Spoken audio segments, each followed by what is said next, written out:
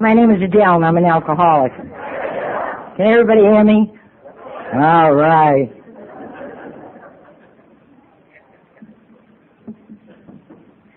First of all, I want to really and truly, from the bottom of my heart, I know what it is to be on committees. And I want to really and truly thank the committee for inviting me, a drunk, here to share with you this morning. You know, I think of the committee sitting there, and I remember you have 3 or 4, everybody introduces different ones, and then there's a process of elimination, and then it comes down to one, and they say, yeah, that's the one. And it doesn't matter what meeting it is at, but I know that this group that has put on this affair this today has worked real hard, you know. And I'm going to say this right now, and I don't want to hear anything more about it. And if you have any gripes, get on the committee.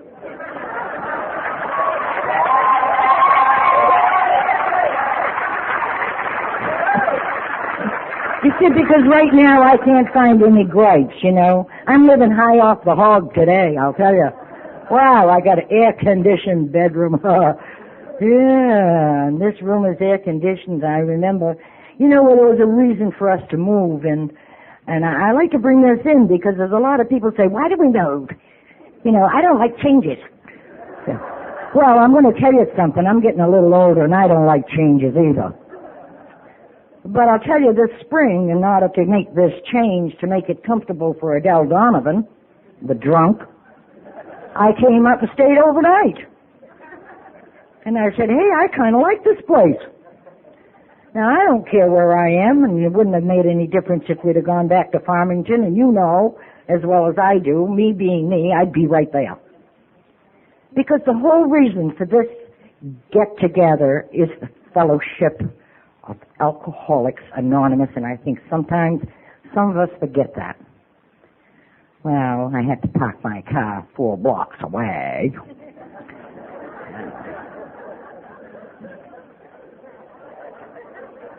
I remember when I walked 4 blocks for something.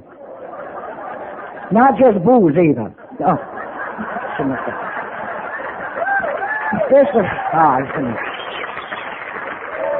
I shouldn't have said that. This is Sunday morning, right? But sometimes Sunday morning I didn't even know where I was, you know. And I doubt that you did either. Because, you see, we're sitting here and we're all a bunch of drunks and we're all alike. Some were on white carpets. Oh, I think that's wonderful. And I was on everybody's carpet. But, you know, and anybody's bruised. But I really want to express this, and I want to thank this committee for inviting me here. And I want to thank them for the little basket that was in my room. And I went in that room Friday night, and there was a little basket of fruit, and I said, some cheese. And I said, somebody's been in here. Well, you know, I wanted to look at it. If there was a man in my closet, I might have liked that. But and they also said, you know, there was 2 red bands on my slip when I came in, and they said somebody's going to be in the room with you, and they said, but we have no name. And I said, oh, that's okay, you know, it's okay. But I said, if it might be another girl that's on the convention, and they'll give you the name later. Well, we'll find out. I said, if it's a man, keep your mouth shut. Now, I'm not dying for a man, you know. No way. I ain't taking care of nobody.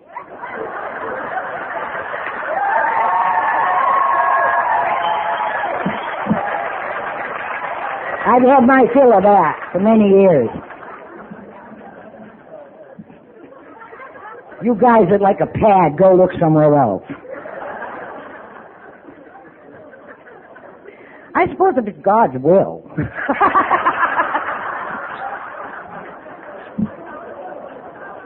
You know, thy will be done. Okay. Well, okay. Stuff up.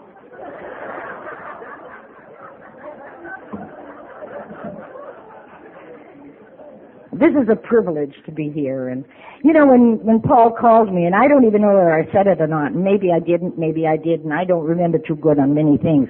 There's one thing I do remember is how I got drunk and how I got into this program, and I'm going to share that with you when the time comes. But, you know, when he called me, I almost said, or I think I said, I'm not sure, he'd have to verify that, and he don't know anything, so he wouldn't be able to say anything anyway, because he keeps telling us he don't know anything. I almost said, you know, I've done this before. And then I don't think I did say it. Because, you know, when the telephone rings, as far as I'm concerned, it's God calling. And whatever's on the other side of that line, and whatever's the message on the other side of that line, I better accept it. I didn't come into this program to say no. You know, I didn't know how to say no when I come into this program. It was, oh yeah, yeah, oh yeah.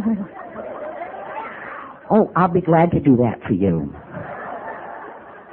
Hate the son of a gun for doing it, but I'll do it for you. You know, so when I come into this program, I don't believe I did say it, but I had it right. I've spoken at the roundup before, then I didn't say anything. Because I'll tell you how that happened. I was at the Portland group, and there was a meeting, and someone asked me to speak. The chairperson said, Del, would you like to say a few words? And I said, yeah, how long have we got? And I spoke. And then the following week, we had a new chairperson. And the chairperson said to me, Del, I'd like to have you say a few words for me. And I said, well, I spoke last week on Sunday night on my home group at that time. And he said, yeah, but I wasn't here. You don't have to think about that. You think about that. That was his choice. They told us that we have choices in this program. And that was his choice. So I said, I'm sorry. Yes, I will say a few words. And I remembered that. So I try not to refuse. Because maybe somebody else hasn't heard me. And we have a lot of people in here that are newcomers. And I mustn't forget that. I'm going to talk to you today. I'm going to share myself with you for the newcomers. The old-timers too. But the newcomers.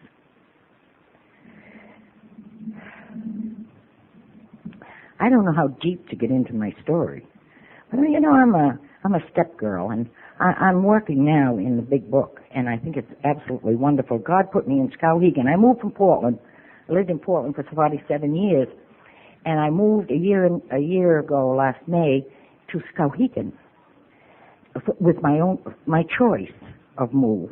Sold my business, my ceramics, and I chose to move to Skowhegan to be on my son's land. I bought a new mobile home, and I am very comfortable, and I love it there. But I am by myself. I do my own thing. I don't live in with family, and I love them dearly. This is a miracle. What I'm doing today is a miracle. Not only with my sobriety, but it's a miracle that I'm with my son. And this change has been a big, big change with me. As a matter of fact, I joined a meeting, and it was a meeting, and we made it into a group because I was floundering. I didn't have a group, and I was always used to being in a group. The Portland group was my group. I hated them sometimes, you know. They wouldn't do what I wanted them to do, and I balked, and I didn't like them, and I was going to quit them. I'm quitting. And so for 2 months, I quit them. I wanted my way, and they weren't going to give it to me. And those old-timers, I'm telling you, there were really something. And we heard some stories last night about old-timers. And, you know, the program, I'm going to have to say it. I don't like to, but it was different. You did as you were told. You didn't fool around. I would go to the meeting, and I'd be having my heart was up in here, and I wanted to cry, and they'd say, don't cry. Well, you know, when somebody tells you not to cry and it's up here, you want to really cry. You know. They told me to sit down and shut up. Now, they didn't get up here at the microphone and tell me. Yes, they did. But yes, they did. But, you know, it was like I could hear what they were saying, and I was very dense, and I was a very sick girl. But they would say, sit down and shut up and maybe you can get some of this program. And, you know, I was sitting right there. They put me down front. I was all by myself. And there was only about 7 to 14 people there, and they were all men. Now, I wasn't afraid of men. No way. I was not afraid of men. I was not afraid of women either. I was just afraid of Adele. When I come into this program, broken, sad, full of resentment, full of anger, you know, we forget. We like to complain about this and that and the other thing, but we forget. We came in here many. I didn't come in here broke. I was lucky. I had a husband. I didn't lose my house. I didn't lose my car. I lost my dignity. I lost my faith. I lost hope. But you see, we forget. And I'm up here to remind you that you're not to forget. This is Alcoholics Anonymous, and you have been given a chance to live. Why complain?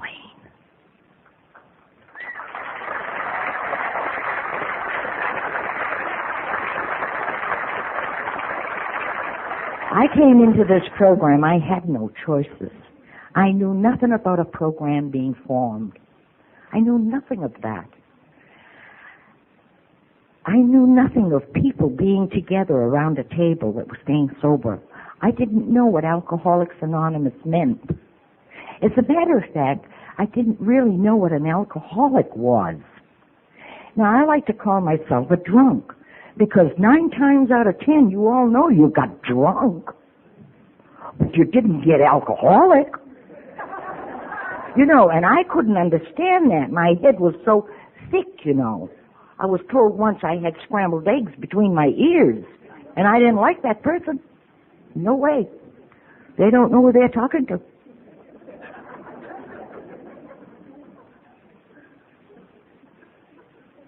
But I was so sick, I didn't know I was that sick. I should have been hospitalized, and I was too frightened to go to Milestone, where they had offered me to go, and they would have had a doctor take care of me. And as soon as they said, doctor, I said, no way. I'm scared. And we all came in here that way. I don't care if you were pushed in by your doctor or who you were pushed in here by.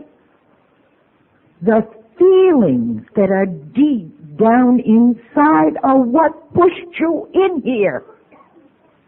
You were alone. We were frightened. We were sick.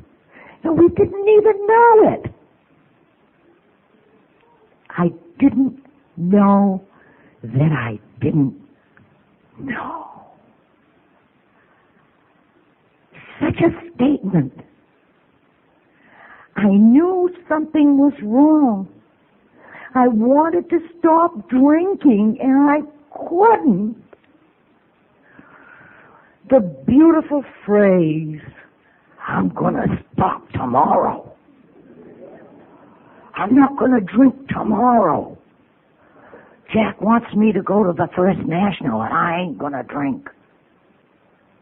You know, Jack was always telling me what to do. That was my husband, by the way. I hated him with a passion. I'd have killed him, but I might have had to go to jail. It was his fault. Now, if I could get rid of him, I'd be all right. How many of us have said that? I'm glad to see you putting your hands up. You know, I 12-stepped a girl. I'm going to go off it a little bit. I 12-stepped a girl a long time ago. Been in here a long time. I'd been awful busy. And you know, they called me up, and I was always on that line service, and I was everywhere. And they called me up, and they said, I would just say Gertrude, I don't even remember her name, God bless her. I don't know where she is even. But they said she's in jail. I said, really? They said, they asked if you would come down to see her. You're her sponsor. I said, I am?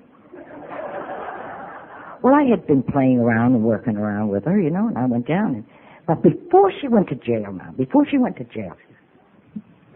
I can't stay sober because my husband drinks. Oh, he does? I said, so's mine. But I'm staying sober. Well, she said, if I didn't have him, it'd be all right. And many of my girls have heard this story before, but they're going to hear it again. Because I went down to jail and her husband died. Her husband really died about a year. I didn't know that. So I went down to the jail and I saw her and I said, how are you doing? She said, Jim died. No kidding. He did? Yeah. I said, what the hell are you in here for? She says, because I've been drinking. I said, you told me if he died you'd stop drinking. See you later.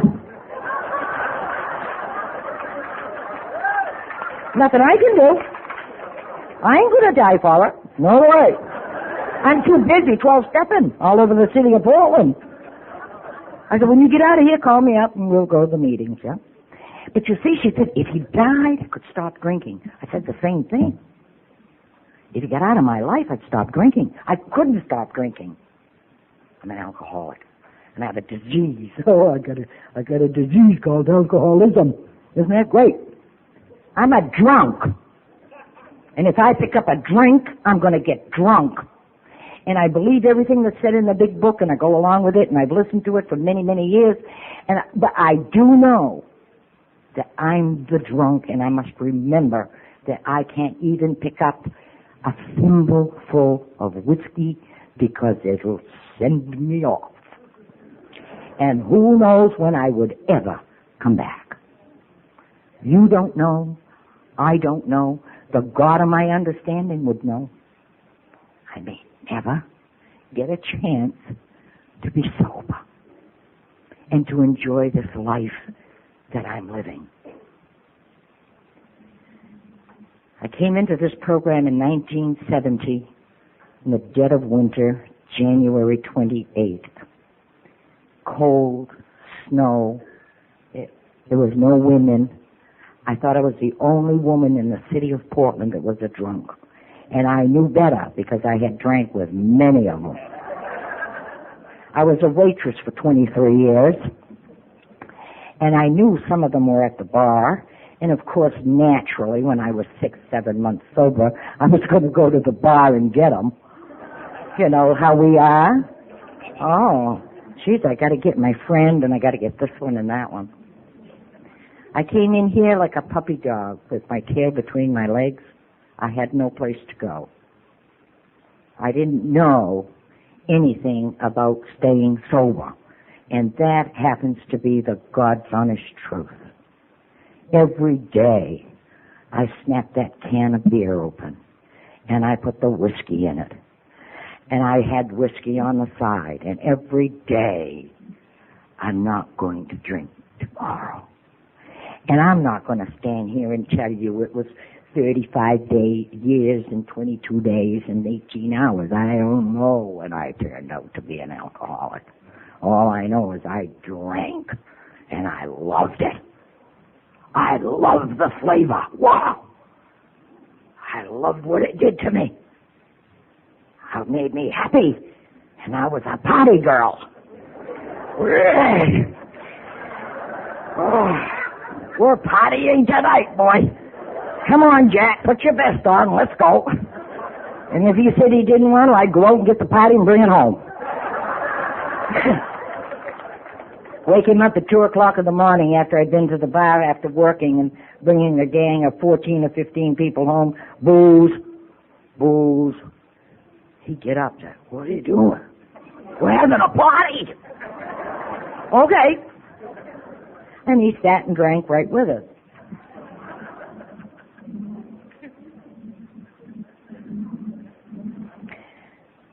He and I drank together for a good many years. And Jack never stopped drinking, and that was his prerogative, right? But I stayed sober. I said, people, places, and things do not make us drink. I heard a gentleman up here last night, I don't know where he is, but it's here maybe, I don't know, but he said, He drank because he drank. My mother had nothing to do with it. And my father. Of course, I blamed him. Why not? Had to blame somebody. Well, when I got into this program, they said, Del, you're the one that tipped your elbow. Oh, I had a good time. Did he? And you know, you open your refrigerator door, they said, and you pour a glass of juice or a glass of water and set it on the top of your refrigerator. Because your elbow has been so used to going up and down, you got to have something to help it go. So I would open the refrigerator door, did exactly as I was told. I didn't know what the hell I was doing this for. I could have put it on the counter. No, I had it in the refrigerator because they said, because you open the refrigerator, get the beer.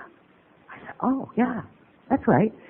So you open the refrigerator, there was my glass, I take a drink, put it back, shut the refrigerator door, get my elbow moving. I said, we don't care what you drink. Just don't drink liquor. And don't drink any beer. And stay the hell away from the wine. I said, I don't like wine. They said, well, stay away from it anyway. And you don't drink Ecavelva, you know, and you don't drink all of these things. And what's that, NyQuil?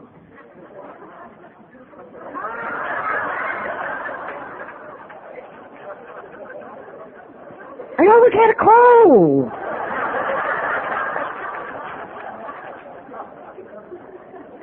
You know, my eyes were so bloodshot, I never saw what it read on it. Do you think I was going to read boxers? Not me. They said this was good for me. You know, and this is what was happening with me. I come in here well beaten. I drank for a good many years, and I was 45 years old when I came into this program. And God was with me, you know. He is with we drunks, whether you believe in a higher power or you don't. Believe that I believe because I see him in your eyes. I don't care if you're sober 1 day, 2 days, 3 days, 4 days, 5 days. I don't care. It's just that I see that in your eyes. God is with us. I had been drinking for a good many years, and I was 45 years old when I come into the program, and I was covered with sores. My whole mouth was covered with sores, and my eyes were slits. I couldn't see. I couldn't walk well, and I couldn't talk. Can you imagine that? I couldn't talk. I couldn't make a sentence. And I couldn't eat, and I slept. But, of course, I'm talking to another drunk now. I was passed out. I didn't sleep. Spiritually, I was broken with nothing. Mentally, I was confused with all the negative feelings. And physically, I was a wreck.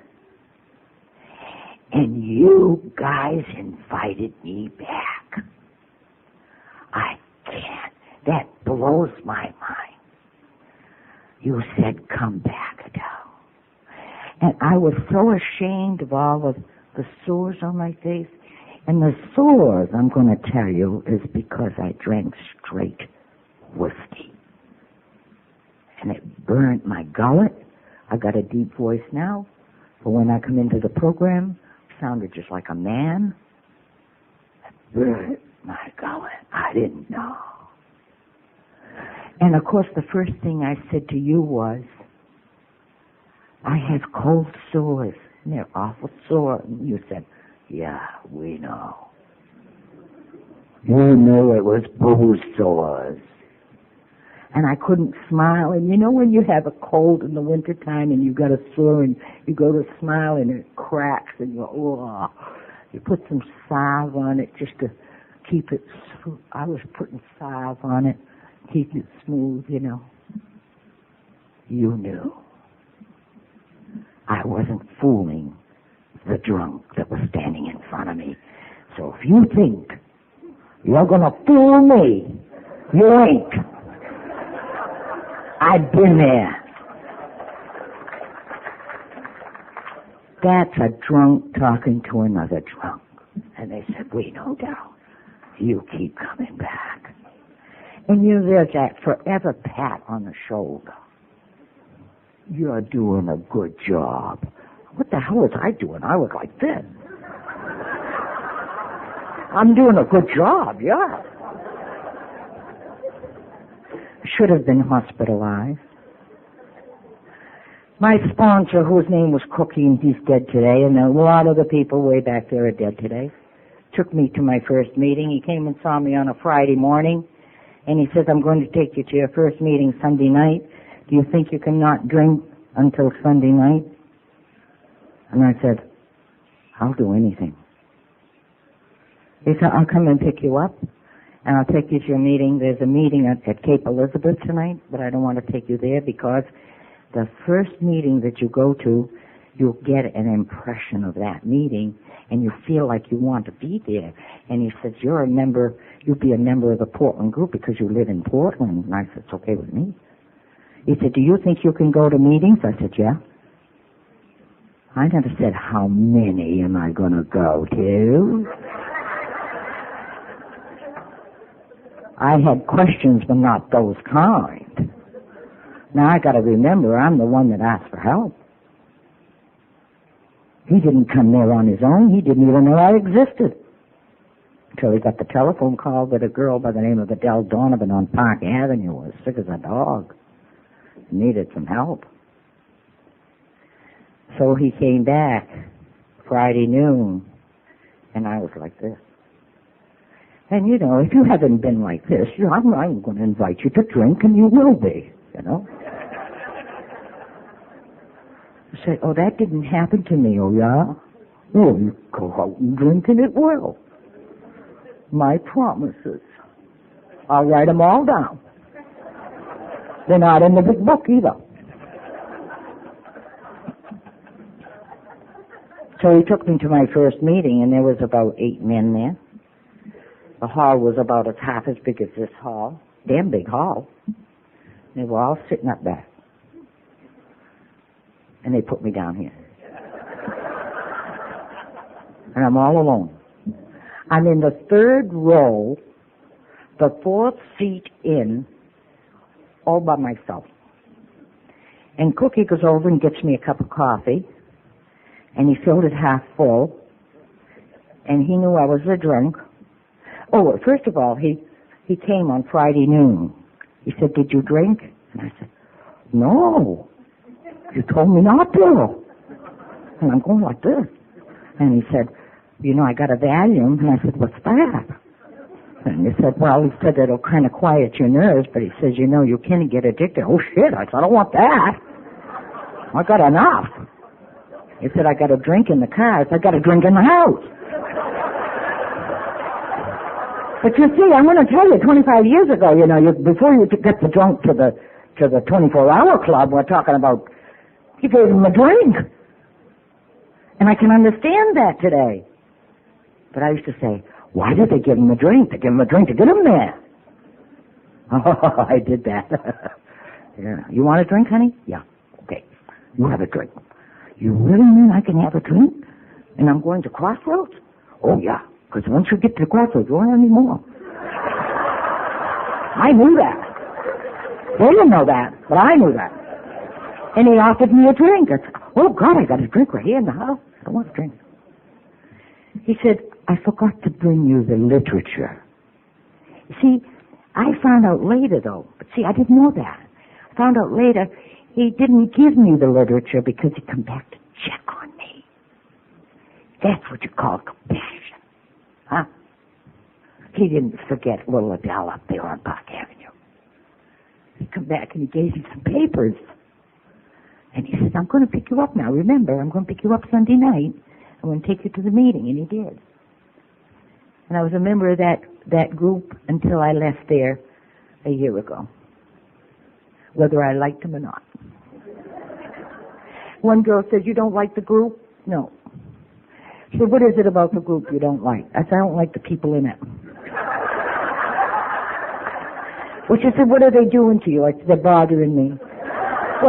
Well, what if there was no people there? What would you do? I said, I'd be alone. She said, do you want to be alone? I said, no. You better go back to the group. She was right. She was right. I was now taking everybody's inventory, having a ball with it. So I took them to my first meeting, and I'll be forever grateful for that. And that man drank after 16 years of sobriety. I don't know how many years he had when I came in, but, well, anyway, 3 years later, I think it was 3 years later, I 12-stepped my sponsor. He said, how the hell did you get here? I walked into his room. His mother, I had met, his mother was beautiful. Mother-in-law was beautiful. And she said, he's in there. He's right in there. Cookie, what the hell are you doing? Who the hell let you in here? I said, I don't know, but I'm here. You want to go to a meeting? No. Well, and I talked to him the same way he talked to me. That man died sober. He was on his way to a meeting, going from the 24-hour club up to Congress Street, and he died on the sidewalk. What a way to go. Right in God's hands. So beautiful. No, that's really precious to me. Stay in the program, you see a lot of stuff. So I went to these meetings and I listened. I couldn't read. And one of the gentlemen kept saying, if you don't read the big book, you'll never stay sober. Well, I'm going to tell you something, kids. If you don't read, don't worry about it. Because I'm going to say illiterate. I know how to read, but I couldn't read. Who the hell can read when my eyes were crossed and bloodshot? And I said, if I don't read that big book, I'm going to die, because he said that. And I believed everything everybody said that got up here. I heard their stories so well I could tell you each one of them stories. And they said, when you get tired of hearing somebody's story, get up and tell your own. I said, oh no, I don't want to get up there. They said, well then shut up. I say, oh, is that him again going to say that? Oh, there's only about 8 guys. I mean, got to speak a meeting. What are you going to do? And they told me I had to keep shut up, keep my mouth quiet for 90 days, 3 months. Pretty soon, Henry Lydon, he's passed away. He came up to me and he said, Del, you want to speak? Geez, I almost fell out of the chair. I said, no. No. I was about a month and a half sober. And I said, they said 3 months. I whispered to him, did you know they said 3 months? And he said, yeah, I know that. But he says, you want to know something, Adele? He came right down close to me. And he said, there's a lot of firsts in this program. First, you had to make a decision to come to the program. Then you had to make a decision to come each week to each meeting. And now you've got to make a decision whether you're going to speak and share or not. And he walked away and left me. I said, gee, got my coffee and here I am. I start to shake all over again. And I said, these guys have been so good to me. I really shouldn't say no. These guys have really been good to me. So pretty soon Jimmy goes by. I said, Jimmy. He said, what is it? I said, I'll say a few words about like that. He said, wonderful.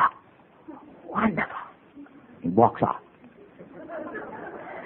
I got up and I said, my name is Adele and I'm an alcoholic and I'm very nervous and I drank for so long and I don't know. I guess I better sit down. I did it. They were sorry for that.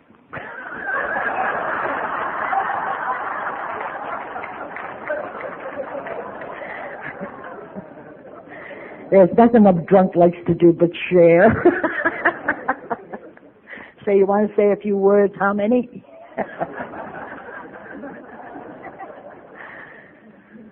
And you know, there's a woman that was in this program that came in. They came in during the month of March, I think, February. I think everybody got cleaned out of snow, and I was going to the meetings in a truck and didn't have any. Well, I was also a contractor, you know, you guys. I was a contractor, drove truck, and I plowed snow. You think that's funny? I could have killed him for teaching me to do that. I mowed gardens, mowed lawns, and did all of these things, you know. I almost put a truck up for sale, but I didn't dare to. But I'll tell you one thing I did do. I put the snowblower up for sale. For 3 years, drunk as could be, I plowed snow. With a snowblower up on the Western Promenade. I said, these sons of guns are going to get out and shovel their own damn snow. I'm sick and tired of doing it. Because I was drunk. I had men working for me. I was sitting in the banking. I was drunk. Drank the night before, you know it doesn't go off here. So I took the lawnmowers in the summertime and I put them up for sale. I told Jax I want to sell those lawnmowers in the summertime. You can't do that. You know that. And the jaw was great big. He put a on the tire there. What do you put on in the wintertime? Chain. Put a chain on it. Well, because I had to work it so hard to put a chain on it. Whoa, what pretty good. Put him up and sold him. He come home and I said, sold everything. He said, sold everything? You crazy or something? Yeah. I ain't working no more like that. But I forgot where I was at, but it doesn't matter. I listened in this program, and I wanted this program. And he drank. And this girl, Mary, that's what I was going to say, Mary Kay, she has 44 years of sobriety today. She picked me up as sponsoring, and I knew nothing of a sponsor. And she said to me, she says, I want you to go to a retreat. And I said, what's a retreat?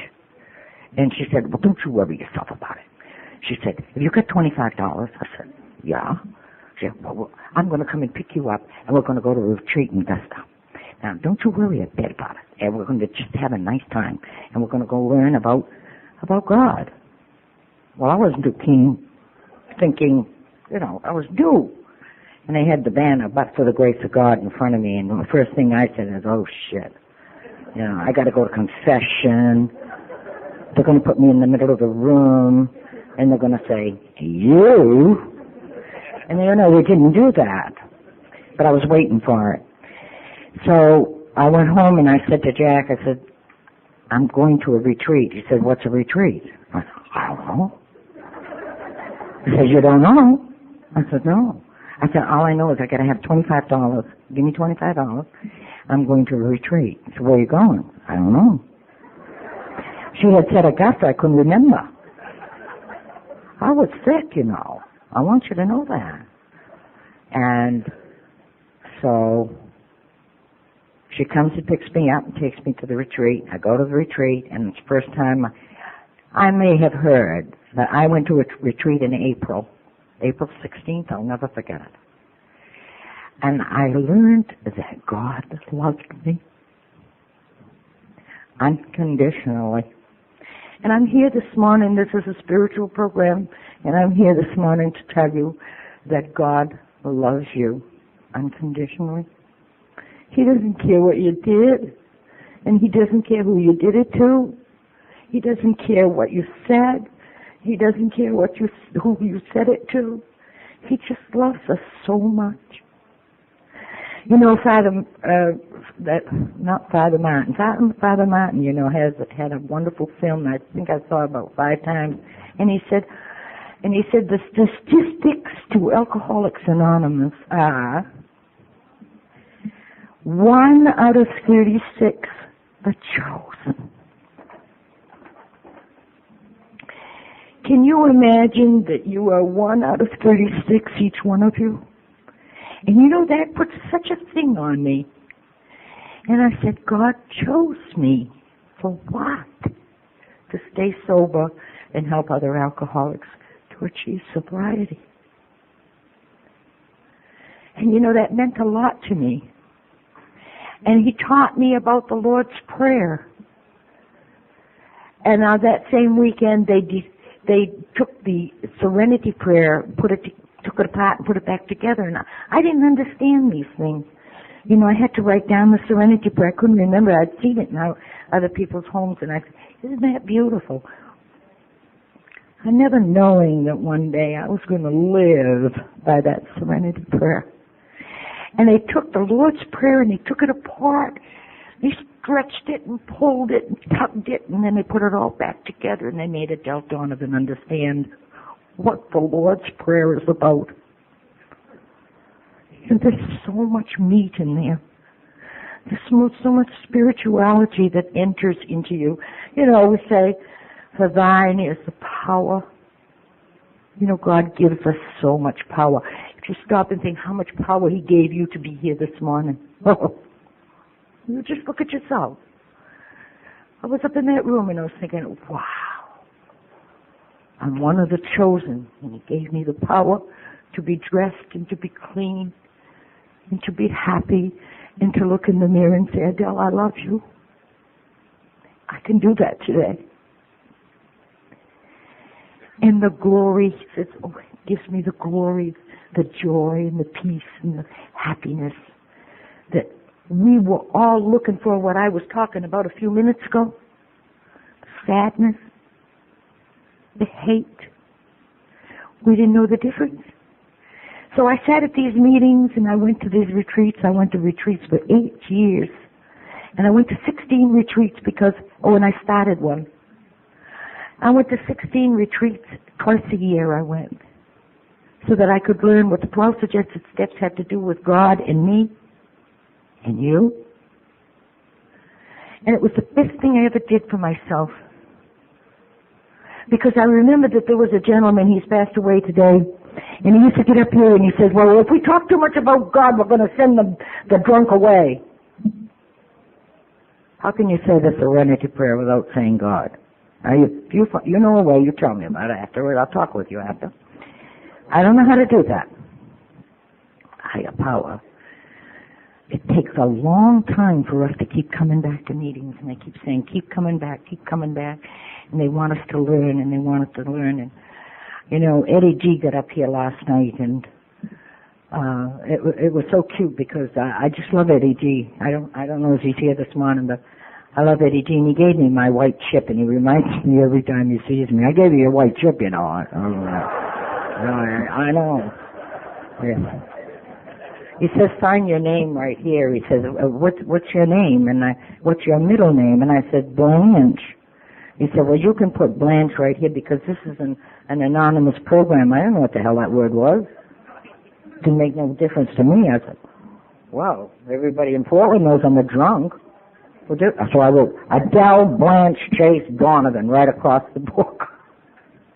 And he gave me my white chip, and I'll be so ever grateful. And he told me that if I drank, I had to break it. Oh, God, don't tell a drunk that he's got to break something. You know, and I didn't have a pocket like you guys do, but it was on my counter. And he said, if you have a drink, you break it and you bring it back. Can you imagine bringing a broken chip back to the group? No way.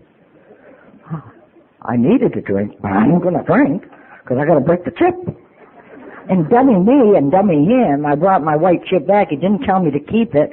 I gave it back to him, and he gave me the red one, and he did that all the way through, so I never did get my chips. The silver one, you know, I kept that one. And the gold one, I kept that one. And my ear chip.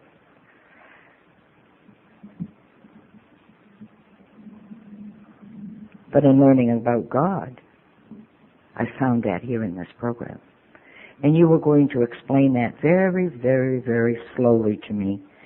And I want to thank the Portland group, and I want to thank all the drunks and all the alcoholics that were around at that time for waiting for me. They had to wait a long time for me to get better. And you know, I was 2 years sober or 3 years sober, I don't remember, maybe 6 years sober, I don't know, but started the detox centers. Well, we had detox, but they started the other ones there, where you go, rehab. And I had never been in a rehab. But you know, these people were coming out, my God, they were smart. Oh my God, they knew all about the big book. And they knew all about the 12 and 12. And I said, Jesus, I never learned that until I was 2 years sober. You know, well, some are sicker than others. So I used to say, well, I'm sicker than they are. Because I never heard what they're talking about. You know. So I got right into the program in that area. Because all the people were telling me was to stay sober. And you know, Ernie Thompson was just a little guy about this big. And God, he used to make me mad. And I had him for a sponsor at the group for about 3.5 years, and then he died. I was very fortunate to have him. And he wore a little cap, and I thought he was a railroad man. And he wore a little cap, railroad cap, and it come down over his eyes like this. So when I wanted to talk to him, I had to go like this. Because I couldn't see his eyes, you know. And if I wanted to talk to somebody, I want to see your eyes. I don't want your head hanging down here, you know. I might say, well, hey, get a bobby pin and get your hair out of your eyes. I got to see your eyes. So, and you know, he threw zingers. And God, I couldn't even see what his expression was. And I'll never forget when I picked up my blue chip. My 3 months. It's great. My 3 months chip. Well, we had it for blue then. And I said, Ernie, did you see my chip? Of course, I thought he'd never seen one before. 3 months of sobriety. And you know what he said to me? Kill him. He said, 3 months of sobriety. Hell, he said, you're just dry. Well, wasn't I teed off? What did he mean I was just dry? I had never heard of that before. I'm sober. He said, well, we don't pass blue ribbons out around here. I ain't speaking to him ever again in my life. He doesn't know that he's talking to Mrs. Donovan. He didn't give a who I was. You're a drunk. That's all you are, is a drunk around here. Well, when he spoke at the podium, he pounded on the podium. The door swings both ways. Just be sure it doesn't kick you in the ass on the way in or on the way out. And I thought he was talking to me. And then Eddie D would get up. You gotta get honest with yourself. It's in And if you're not honest with yourself, you won't stay sober. And you know, I didn't sleep that night if they were on the same program. I said, if I drink, they'll kill me. That's the kind of AA I had. They said, step one tells you you're unmanageable. Well, you are until you're sitting in that chair. While you're here, we know what you're doing. I better go. That's the kind of sobriety I was getting. So when I went to the retreat and they started to talk about God being love, I said, wow, this is pretty good. I like this, and nobody was pounding on the podium.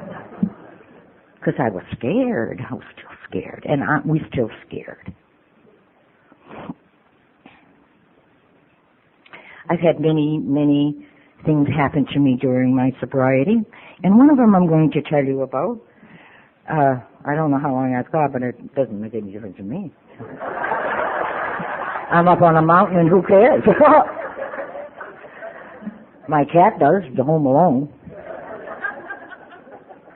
But, you know, when I came into this program, before I came into this program, many years ago, I had 2 children. I had a girl and a boy, and I separated from my first husband, and I couldn't take care of my children, and I just couldn't. I was not a well kid, and I wasn't into the booze at that time that much either. I was drinking, but not that much. And so he had to go back to Rumford, and when he went back to Rumford, he found himself a nice woman, and I was just a kid, and so he put my children out for adoption. And I had no say in that. And Peter McDonald, who who was the lawyer, said, where were you, Adele? When I went, and I said, I didn't know anything about it. A girlfriend of mine come back from Rumford and said, did you know your children were adopted? And I almost flipped out. And anyway, they went into 2 different homes, and I'm not here to get any pity. It's okay. It was the way it was supposed to be. I married Jack, and he had children, and I took his children just right to my bosom. They were just my little children. And their ages were near the same. So I had a life with some little children. I said, if I can be good to these little children, somebody's going to be good to mine. And they were both in separate homes, and about 35 years ago, my son found me. And we talk about miracles in this program, you know. I was drinking then. I'm only sober 25 years. And he had a family started, 2 children, and a beautiful wife. And I got to know them. And there was a lot of dissension in the family, and I didn't see them too much because Jack wasn't that interested, you know. He was interested. I'm going to say it, and I've told him before, you're a very selfish man because I gave to the children, but you don't care to give to my Rex. And you know, he couldn't say anything to that, but that was okay. So after he died, I said, well, Lovey, you're gone now. You ain't got nothing to say. I'm going up to see Rex. And up the Skowhegan I went. And I went up to see my son. And it was all supposed to be. And that's why I'm living in Skowhegan. Now, if we don't believe in a higher power, that I was drinking at that time and it got worse and worse and worse. You know, that whole thing was all set up for me. You know, God had that in His plan, and if you think you're having a hard time, you're not. You just think God has that in my plan. He has something better for me. I always said, I will never close the door. My kids will always be able to come and knock on the door, and I'll be there. My daughter, I met my daughter. She doesn't want to have anything to do with me, and it's okay. You know, I got over that. She was adopted into a family that adopted 5 other children, and so she had a family. And she wasn't too interested in having this new family. But Rex was adopted into a single home with the boy, him. And he in his own little way, within himself, needed family. So his mother and father died, and he looked me up. And then he said to me, what do I call them? I said, you call them your mother and father. They're the ones that reared you. They're the ones that took care of you when you were sick. They're the ones. And so now when he talks to me about his father, he said, my dad. And I know who he's talking about. I know who he's talking about. But isn't it wonderful that there are miracles in this land? And all of those years, I waited. So, you know, you got to wait and wait and wait. There's no one to save you. You got to hurry. Things will happen to you if they're supposed to happen.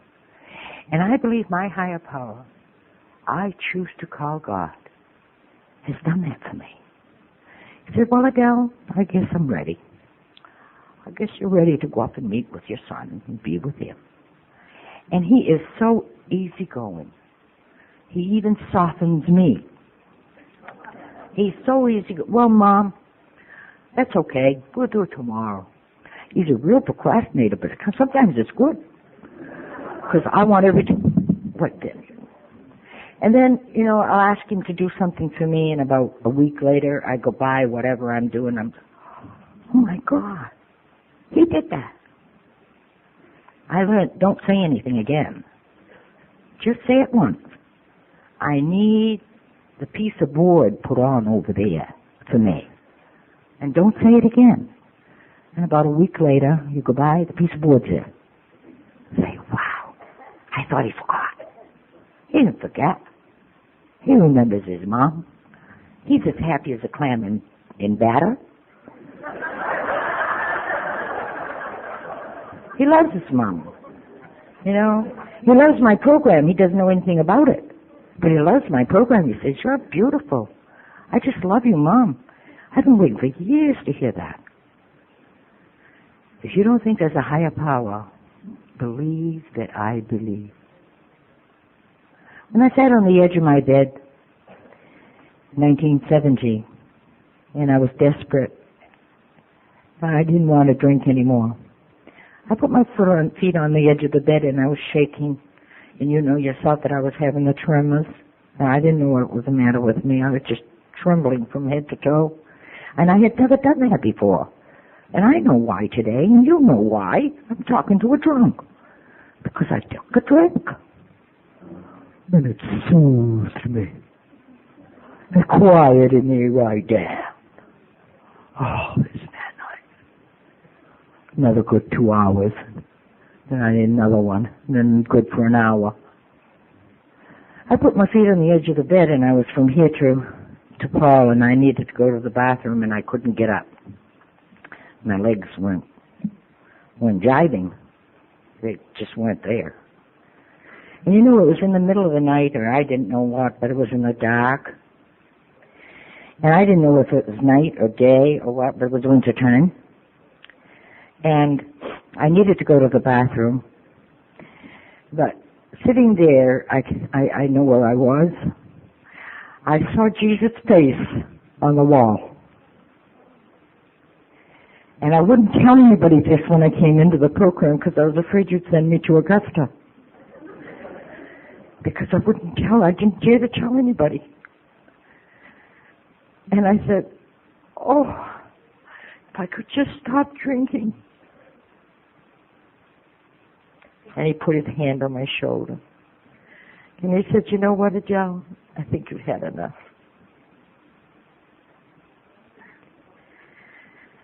And you know Dr. Bob and Bill W?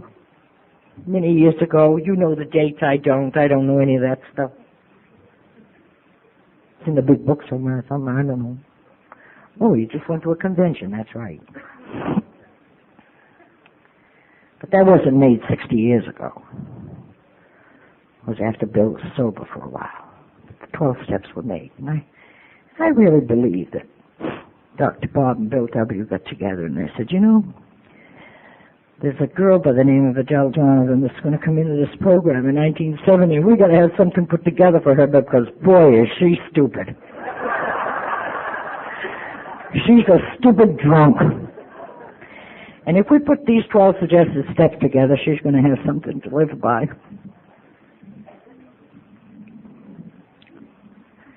And I believe that morning that God put his hand on my shoulder and he said, I got a program from you, Adele, only if you want it. And you're going to get sober with a bunch of drunks, whether you like it or not. And they're going to teach you to stay sober. So you go there. And that was my answer. And when Cookie came, I really feel that I took step one. I knew nothing about your steps.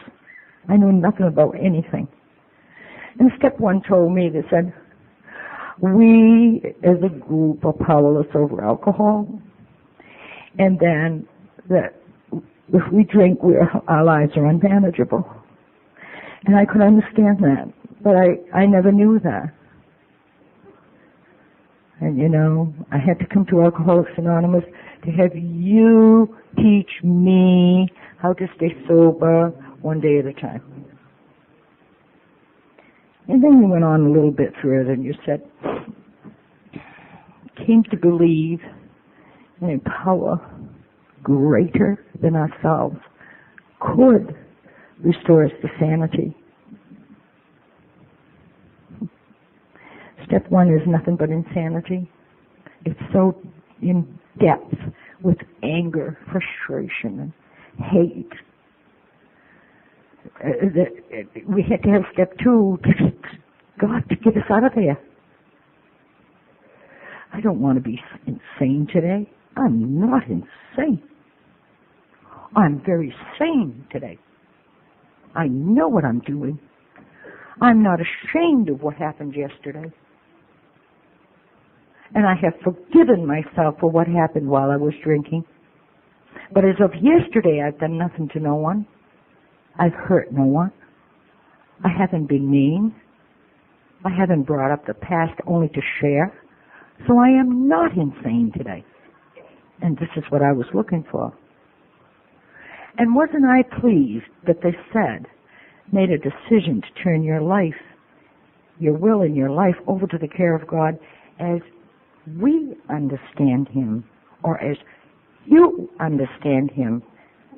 And I thought that was really nice, because I didn't have to look at your God. I could just make up my own. I think my own's pretty nice. And my own is Jesus Christ,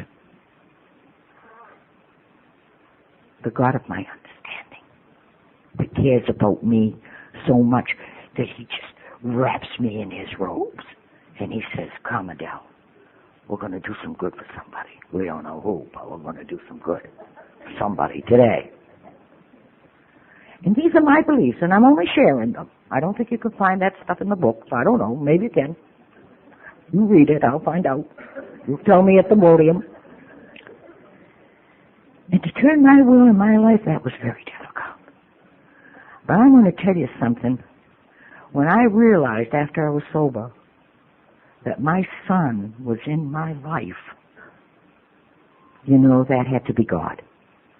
That wasn't anybody else. My Jack and I were married and together for 43 years. We went through thick and thin. He drank up until when he was so sick, 3.5 months before he died. He was on we call it a kangaroo. He had to bring this little gizmo around because it fed him through here, because this was all closed up with cancer. God bless him. We got to get very close together because I was able to make him open up. Our program taught me how to do that. And you know, he had a higher power, and he used to say, no, he didn't. He said, I'm a heathen. I said, I don't give a damn what you are as long as you don't bother me. I didn't know what a heathen was way back when I married him. I said, what are you? He said, I'm a heathen. What's that? Never heard of it before. But you know, he died with a love of God. I know that. And God has a little way to interject into somebody that's real sick. And He makes them kind of happy and kind of soft and kind of soothing. I know that because I watched it. He had cancer about 7 years, and I was his nurse, and I hated it. I hated cancer. One day I was fixing this little thing here, and he said, gee, I really don't feel good. And I had to change this thing 3 times a day, and I used to do it one time at a time. I'd say, one more time, Lovey, come on, get undressed. One more time, and I had to do it one time at a time. One day I said, geez, you know what I'd like to do? I'd like to give you a shot of whiskey. The whiskey was under the desk, you know. I'd like to give you a shot of whiskey. And he said, Jesus, you would kill me. I said, well, maybe that's the reason. I don't know. And we laughed, you know, because he knew I was joking. But I was thinking, if I could give him some whiskey, maybe he'd soothe down a little bit, you know. But he laughed. We both laughed, you know. And we cried together, too. But God gave me all of that, and I understood that. I stood right in the middle of my ceramic hall one day, and I was 16 years sober, and I said, why are you doing this to me? You know, cursing at God. But I found out that even cursing at God are prayers, because I got His attention. And I said, why me? And he said, why not you? You take care of your husband. He has taken care of you for a long time. And we forget that. We forget that as a couple. God has been good to me. I made the decision to come to Alcoholics Anonymous, to be with you people, for you to help me to grow, help me to understand life, help me to be happy.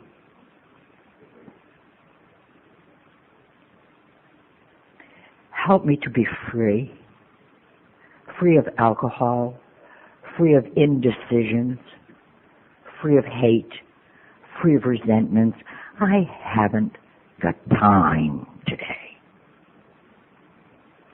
And someday it will come when you will say, people, places, and things cannot get into my life today because I don't have time. I'm too busy doing what's current, right here and now, what I'm supposed to do. And you know God loves me. And you know He loves you. He wouldn't have put us all together had there not been a reason. I came up here on the mountain to be with a fellowship, to listen and learn, to share and appreciate my fellow man. I didn't do anything for all of this. It was all given to me by my higher power and you. The same as when a new girl or a new man comes through the door, I must be prepared to pass my telephone number to do what I'm supposed to do, because somebody did it for me. We can laugh and we can joke and we can have fun, but you know, I'm very, very serious when it comes down to this program. It's a cause of life and death that's leading it for me. I'm going to close, and I want to thank my higher power for being so good to me and making me healthy. And I just turned 70. And I told you that when, oh no, I don't. You know, I told you that I was 45 years old when I come into this program, and I used to say, and I looked 65. Well, I got to change that now, because I don't know how to change it. But when I came into the program, I looked 105. You know, because I look better now than when I came into the program, and I have pictures to show that. You know, with the big bags down under your eyes, and God has given me a bill of health that my doctor gets tired of looking at me. Go home, Adele, you're okay. Thanks. Nothing's wrong. God has given me my health. He's given me my son. He's given me sobriety. He's given me my friends. I never used to have any friends. He's given me you to be with. He's given me this beautiful mountain to be on. I accept anything I have to go to as long as I could be with my friends. And the most wonderful thing that I know, and that Jack knows, because they ride with me all the time. Come on, God and Jack, we're going. I hit the other seat. They know that they gave me sobriety. The most important thing of my life. This drunk that couldn't talk, couldn't eat, couldn't sleep, could hardly walk. They gave me a life beyond everything. And I want to thank you for being my friends. I want to thank you for that love and that understanding that you have for me and that I try to have for you. I have many miracles in my life, and it's all my higher power who has been doing this. And again, I must say, if you don't believe, believe that I believe, because I got enough stuff in me to believe for you. It's just oozing and ready to pour out. And I want to say something, because a lot of us live alone. And we get up in the morning and we don't have a partner or anybody around us. And I want to say that